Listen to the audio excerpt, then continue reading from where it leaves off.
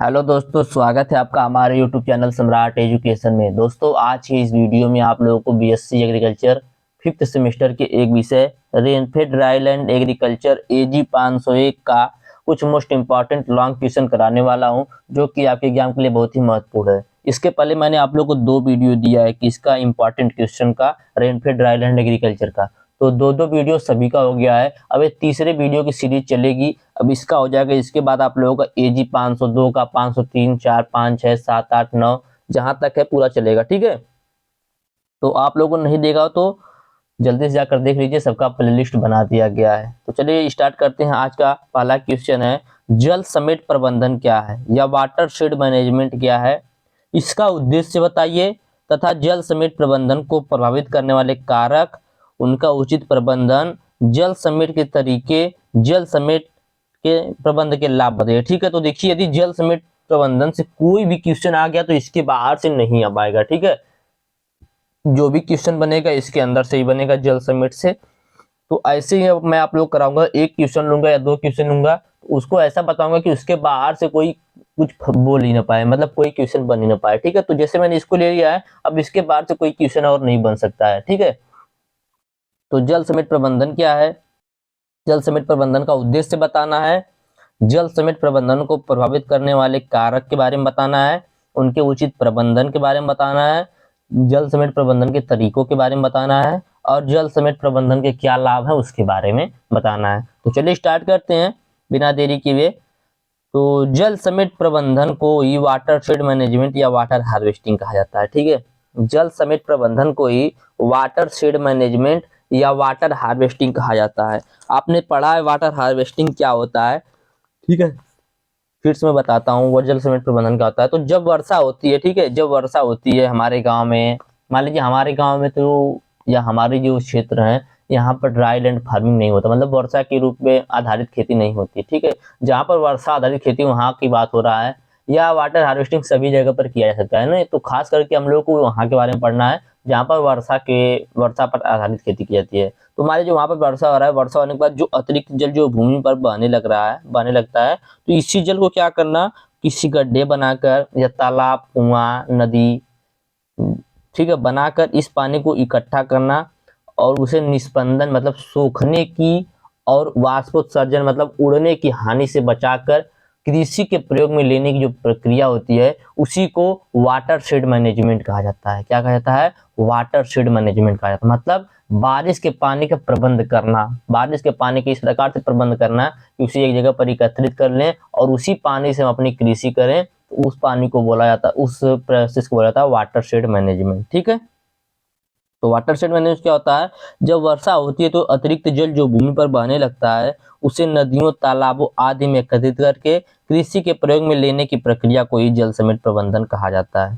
ठीक है, तो ऊंची नीची भूमियों यानी ऊबड़ खाबड़ क्षेत्रों में, पहाड़ी इलाकों में वर्षा के जल का सही उपयोग नहीं हो पाता। ठीक है, जहां पर ऊंची नीची भूमि होती है, पहाड़ होते हैं, वहां पर क्या होता है कि वर्षा के जल का सही उपयोग नहीं हो पाता और अधिकांश भाग अतिरिक्त जल के रूप में क्या हो जाता है, व्यर्थ होकर नीचे चला जाता है, बह जाता है। ठीक है, नाले, नदी, समुद्र में चला जाता है।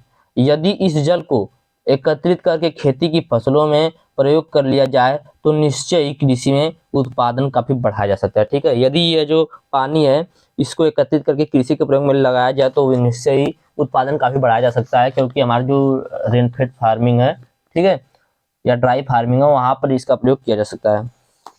तो यह अनुमान लगाया गया है कि भारत में जो औसत वार्षिक वर्षा होती है 112 सेंटीमीटर होती है। 112 सेंटीमीटर का मतलब लगभग 1120 सेंटीमीटर, ठीक है, सॉरी 1120 मिलीमीटर या 400 मिलियन हेक्टोमीटर बोल सकते हैं इसको। ठीक है, तो यह अनुमान लगाया गया है कि भारत की औसत वार्षिक वर्षा जो लगभग 112 सेंटीमीटर या 1120 मिलीमीटर या 400 मिलियन हेक्टोमीटर है, इस मात्रा का लगभग 70 मिलियन हेक्टोमीटर, 400 मिलियन हेक्टोमीटर में से लगभग 70 मिलियन हेक्टोमीटर यानी 400 का हो गया 17%। ठीक है, 17 से 18% हो गया, तो 400 मिलियन हेक्टोमीटर का इस मात्रा का लगभग 70 मिलियन हेक्टोमीटर वाष्पन के रूप में उड़कर समाप्त हो जाता है। ठीक है, तो यह अनुमान लगाया गया कि औसत वार्षिक वर्षा जो होती है 112 मिलियन या 400 मिलियन हेक्टोमीटर होती है, जिसमें से 70 मिलियन हेक्टोमीटर पानी जो होता है वो वाष्प के रूप में उड़कर समाप्त हो जाता है, और 115 मिलियन हेक्टोमीटर जो होता है बोल सकते हैं 115 मिलियन हेक्टेयर मतलब 30% नदियों में बह जाता है, जिसे सरफेस रन ऑफ कहते हैं, जिसे क्या कहते हैं, सरफेस रन ऑफ कहते हैं। प्रतिवर्ष भूमि में रिसने वाला 165 मिलियन हेक्टोमीटर जल रिस कर काफी नीचे चला जाता है, जो भौम जल में वार्षिक वृद्धि करता है, जो हमारा वाटर लेवल होता है उसको बढ़ाता है। ठीक है, तो देखिए 70 मिलियन, उसके बाद 115 मिलियन हेक्टोमीटर, उसके बाद 165 मिलियन हेक्टोमीटर, तो टोटल कितना हो गया, तो लगभग 350 मिलियन हेक्टोमीटर जो जल होता है वो इसी प्रकार से नष्ट हो जाता है। तो ध्यान सुनिएगा, देखिए मैं आप लोग बता रहा हूँ, एक एक पॉइंट अच्छे समझते चलिएगा कि अनुमान लगाया गया है कि भारत में जो औसत वार्षिक वर्षा होती है 112 सेंटीमीटर होती है या 400 मिलियन हेक्टोमीटर होती है, जिसमें से 70 मिलियन हेक्टोमीटर वाष्पन के रूप में उड़कर समाप्त हो जाता है। 115 मिलियन हेक्टोमीटर नदियों में बह जाता है और 165 मिलियन हेक्टोमीटर जल रिसकर काफी नीचे चला जाता है, जो वाटर लेवल को बढ़ाता है। इन तथ्यों से यह स्पष्ट है कि वर्षा के जल को बहने से रोका जाए और उसे फाजिल बहे हुए पानी को तालाब खोदकर उसमें इकट्ठा कर कृषि के फसलों के प्रयोग में लाया जाए, तो इससे बहुत ज्यादा फायदा होगा। और यही होता है जल समेट। जल समेट प्रबंधन का मतलब जल को समेटना। क्या होता है, जल को समेटना। ठीक है, तो उम्मीद करते हैं ये आपको समझ में आ गया होगा जल समेट का। ठीक है, अब इसका उद्देश्य देखेंगे थोड़ा सा, इसका क्या उद्देश्य है जल समेट प्रबंधन का। तो इसका पहला उद्देश्य ये है कि बहते हुए जल से होने वाली हानि पर नियंत्रण। बहते हुए जल से होने वाली हानि पर नियंत्रण, जो बह रहे जल से हानि हो रही है उसका नियंत्रण करना। बहे हुए अतिरिक्त जल का समुचित प्रबंध एवं समुचित सदुपयोग करना। ठीक है, जो अतिरिक्त जल बह रहा है उसका समुचित प्रबंध और सदुपयोग करना। अगला है भूक्षरण से होने वाली भूमि एवं जल के नुकसान को रोकना। ठीक है, भूक्षरण से होने वाली जो भूमि होती है, पानी जब ऊपर से नीचे बहेगा तो क्या होगा, वहां से इरोजन होगा। ठीक है, रील इरोजन जाएगा, फिर गिली इरोजन बन जाएगा, तो बड़ा बड़ा इरोजन बन जाता है, तो उसको होने वाली हानि को रोकना। जल समेट क्षेत्र के उपलब्ध संसाधनों का समुचित उपयोग करना और वानिकी पौधे मतलब जो जंगली पौधे हैं उनको चारे की फसलों और चारे घासों को उत्पादन करना, यही इसका उद्देश्य है किसका, जल समेट प्रबंधन का। चलिए आगे चलते हैं।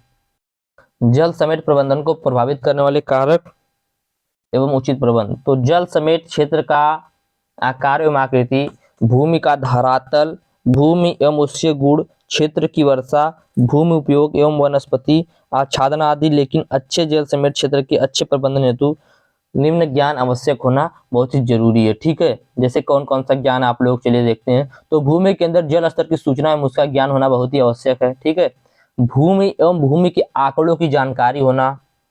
बलुई भूमि में भारी भूमि की अपेक्षा अधिक रिसाव दर होती है। ठीक है, अगला है आर्थिक एवं सामाजिक आंकड़ों की जानकारी होना। नमी उपलब्धता अवधि के अनुसार फसल एवं किस्म का चुनाव करना चाहिए। मौसम की असफलता में आकस्मिक फसल योजना की जानी चाहिए। तो आकस्मिक फसल योजना का होता है, मैं आप लोगों को अगले वीडियो में बताऊंगा। उर्वरकों का मध्यम उपयोग करना चाहिए।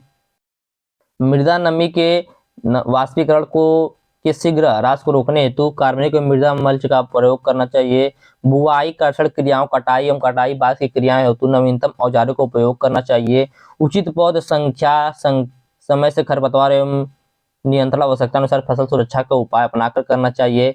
इन सूटू या नमी संरक्षण, जल संग्रहण एवं पुनः चक्री अपनाई जाए, जिससे लघु जल संग्रह हो। क्षेत्र में प्रचलित फसलों का अंतर सस्यन एवं बहुफसली पद्धतियां अपनाए जाए। उचित एग्रो फॉरेस्ट्री, एग्रो हॉर्टिकल्चर आदि विशेष रूप से सीमांत भूमि में अपनाए जाएं। ठीक है, तो ये जल्दी जल्दी बता रहा हूँ, आप लोग वीडियो को स्लो करके देख लीजिएगा।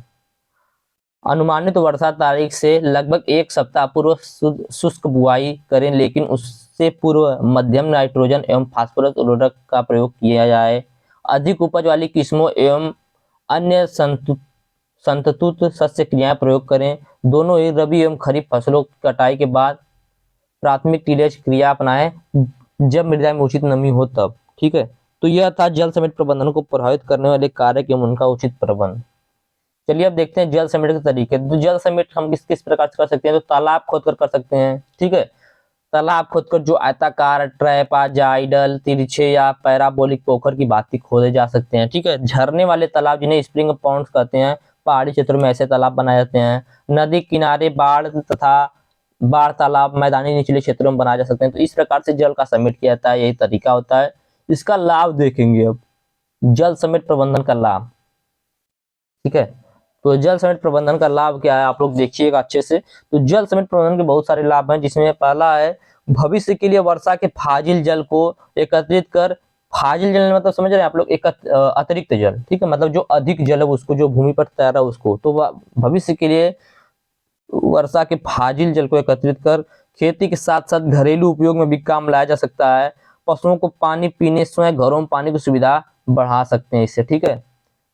तो राजस्थान और स्थान में ऐसा ही होता है, वहां पर वाटर का हार्वेस्ट किया जाता है। हार्वेस्ट करने के बाद वाटर को क्या किया जाता है, फिल्टर करके उसको पीने के भी यूज में लिया जाता है, ठीक है। अगला है, यदि शुष्क क्षेत्र है तो बारानी खेती में पैदा की जाने वाली फसलों में सिंचाई फसल की क्रांतिक अवस्था जीवन सुरक्षा सिंचाई के रूप में दी जा सकती है, जिससे ऐसे क्षेत्रों में काफी उत्पादन बढ़ाया जा सकता है। तो वस्तुतः जैसा कि सर ट्रेवेलियन ने कहा है कि कृषि भारत में सब कुछ है और भूमि की अपेक्षा जल अधिक बहुमूल्य, ठीक है। कृषि जो है भारत में सब कुछ है, लेकिन कृषि में भारत सब कुछ है लेकिन भूमि की अपेक्षा जल भी अधिक महत्व बहुमूल्य, ठीक है। जल समेत में तालाबों से मछली, बत्तख, कछुआ पर आधारित उद्योग खोले जा सकते हैं। इन उपयुक्त लाभों के अलावा जो जल समेट में समस्याएं हैं उनको भी ध्यान में रखना होगा, जैसे बाढ़ के जल का नुकसान, मिट्टी का क्षरण होना, भूमि का फिसलना या सरकना, सामाजिक एवं आर्थिक समस्याएं। यदि इन सभी बातों को ध्यान में रखी जाए तो बारानी खेती में वर्षा के जल को तालाबों में एकत्रित कर फसलों की सिंचाई से अधिकतम लाभ लिया जा सकता है। तो यही था आप लोगों का पहला क्वेश्चन, जो कि मैंने आप लोगों को बता दिया और अच्छे समझ में आ गया होगा। जल समेट प्रबंधन क्या होता है, जल समेट प्रबंधन का उद्देश्य क्या है, जल समेट प्रबंधन का लाभ क्या है, उसको प्रभावित करने वाले कारक कौन कौन से हैं। तो मैंने इतना सारा टॉपिक एक ही क्वेश्चन में करके बता दिया। चलिए देखते हैं दूसरा क्वेश्चन। तो क्वेश्चन है शुष्क भूमि और वर्षाधीन खेती, ठीक है। शुष्क भूमि कृषि और वर्षाधीन खेती में अंतर बताइए, ठीक है। ड्राई लैंड एग्रीकल्चर और रेनफेड फार्मिंग में क्या अंतर है उसको बताना है।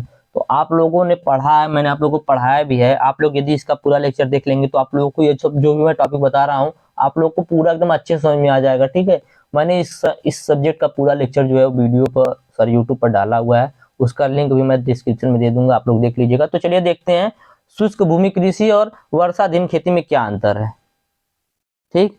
तो शुष्क भूमि कृषि जो होता है, ड्राई लैंड एग्रीकल्चर होता है, उसमें जो वार्षिक वर्षा होती है या 750 से 1150 मिलीमीटर वार्षिक वर्षा के ऐसे क्षेत्र जहां शुष्क मौसम के कारण अपरिपक्व फसल सूख जाती है, इनमें अर्ध शुष्क या सेमी एरिड वे क्षेत्र आते हैं जहां फसलों के लिए 75 से 120 दिन का उचित वृद्धि काल उपलब्ध रहता है। इन क्षेत्रों में भी फसल उत्पादन के लिए नमी संरक्षण विधियों का उपयोग आवश्यक होता है। भारी भूमियों में कुछ स्थलों पर जल निकास की व्यवस्था भी करनी पड़ सकती है, ठीक है। मतलब कहने का जो शुष्क भूमि कृषि होता है वहां पर वार्षिक वर्षा जो होता है 750 से 1150 मिलीमीटर होता है, और जो रेनफेड फार्मिंग होता है यहाँ पर 1150 मिलीमीटर से वार्षिक वर्षा जो होती है वो अधिक होती है, ठीक। जो जो शुष्क भूमि कृषि होता है वहां पर जो फसल होती है वह कम पानी की वजह से सूख जाती हैं, और जो वर्षाधीन खेती होता है यह फसल जो होती है वो जल्दी सूखती नहीं है, लेकिन यहाँ पर जो फसल बुआई की जाता है वो 120 दिन से अधिक का नहीं होता है, ठीक है। तो ये दोनों में थोड़ा सा अंतर था, ज्यादा इसको पूछता नहीं, मैं थोड़ा सा बता दिया आप लोगों को, ठीक है। तो उम्मीद करते हैं वीडियो अच्छा लगा होगा, और पहला क्वेश्चन जो मैंने बताया उसको तो आप लोग अच्छे समझ में आ ही गया होगा। तो अब एक वीडियो में एक ही या दो ही क्वेश्चन बताया जाएगा। तो मैंने एक क्वेश्चन बताया, एक क्वेश्चन को आप लोग अच्छे से याद रखिएगा, और वीडियो अच्छा लगा तो वीडियो को लाइक कीजिएगा, चैनल को सब्सक्राइब कीजिएगा, और अपने दोस्तों के पास शेयर भी जरूर कीजिएगा। धन्यवाद, जय हिंद।